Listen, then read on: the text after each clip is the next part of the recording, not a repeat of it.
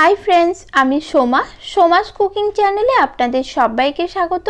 आज आमी आपनादेर झिंगे दिए खूबई सुस्वादु और निरामिष एकटी रान्ना करे देखाबो। আর এই গরমের মধ্যে ঝিঙে দিয়ে যদি এরকম একটি রেসিপি বানিয়ে নেওয়া যায় তাহলে সেটা স্বাস্থ্যের জন্য খুবই উপকারী হবে আর গরম ভাতে খেতে তো অপূর্ব লাগে। চলুন তাহলে এখন এই রেসিপিটা দেখে নিন। আর ঝিঙের এই রান্নাটি করার জন্য প্রথমে আমি 500 গ্রাম ঝিঙে নিয়েছি। তারপর ঝিঙেটাকে খোসা ছাড়িয়ে ছোট টুকরো করে কেটে ভালো করে ধুয়ে রেখেছি। তারপর নিয়েছি দুটো মিডিয়াম সাইজের আলুরও খোসা ছাড়িয়ে এভাবে গোল গোল করে কেটে নিয়েছি। তার সাথে নিয়েছি বড়ি আর নিয়েছি একটা বড় সাইজের টমেটো কুচি, দুটো কাঁচা লঙ্কা, হাফ ইঞ্চি আদা কুচি। এখন আমি টমেটো, আদা, কাঁচা লঙ্কাটা ভালো করে বেটে নেব। বাটা মশলাটা আমার তৈরি হয়ে গেছে। এরপর চলে যাচ্ছি রান্নাতে। রান্নার জন্য কড়াই বসিয়ে নিয়েছি। কড়াইয়ের মধ্যে দিয়ে দিচ্ছি 2 টেবিল চামচ সরষের তেল। আর এই রান্নাটি সরষের তেলে করলে খেতে বেশি ভালো লাগে। তেলটা তারপর গরম করে নিয়ে তেলের মধ্যে দিয়ে দিলাম বড়ি। বড়িগুলো এখন নাড়াচাড়া করে ভালোভাবে একটু লালচে করে ভেজে নেব। বড়িগুলো আমার লালচে করে ভাজা হয়ে গেছে। এখন এগুলো আমি তেল থেকে তুলে নিচ্ছি। তারপর ওই একই তেলের মধ্যে অল্প একটু নুন ও হলুদ দিয়ে দিলাম। এরপর দিয়ে দিচ্ছি কেটে রাখা আলুর টুকরোগুলো।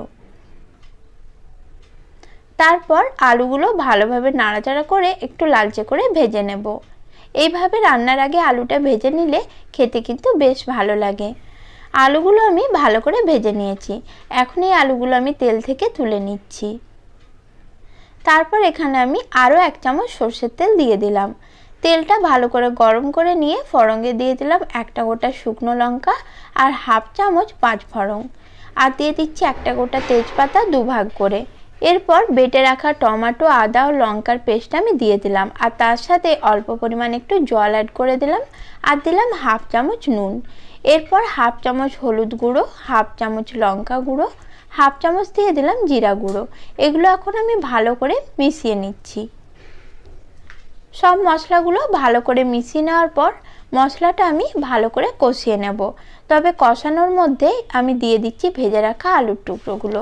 এখন আলুর সাথেই মশলাটা ভালো করে কষিয়ে নেব। তাই নাড়াচাড়া করে সব কিছু ভালো করে মিশিয়ে নিচ্ছি। তারপর গ্যাসের ফ্লেমটা লোতে রেখে 3 মিনিট মতো মশলাটা আমি ভালো করে কষিয়ে নিয়েছি। 3 মিনিট পর ঢাকনাটা খুলে নাড়াচাড়া করে নিচ্ছি।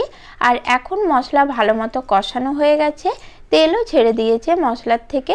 তাই এই পর্যায়ে কেটে রাখা ঝিঙের টুকরোগুলো আমি দিয়ে দিলাম। এখন ঝিঙেটাও নাড়াচাড়া করে ভালোভাবে মশলার সাথে মিশিয়ে নেব।